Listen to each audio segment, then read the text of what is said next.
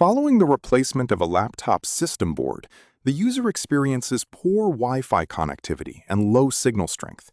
What is the most appropriate initial step the technician should take to diagnose the problem? Options are A. Reach out to the laptop vendor for support.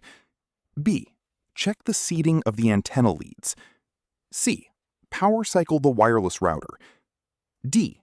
Replace the internal network interface card. When troubleshooting wireless performance issues after a major hardware repair like a system board swap, we need to consider how the internal components interact with network hardware. We are looking for the most efficient and least intrusive way to identify why a signal would suddenly degrade after internal physical maintenance. In my view, the correct answer is option B. Check the seating of the antenna leads.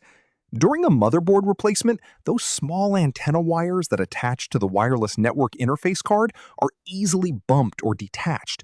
If they are not snapped securely into place, your signal strength will drop significantly, which makes checking these physical connections the most logical first step. Why are the other options incorrect? Contacting the vendor is premature, as this is a localized issue resulting from a repair.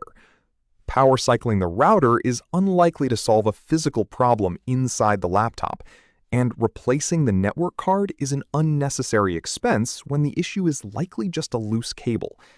A good rule for these exam scenarios is to always verify the physical work performed before escalating or replacing parts.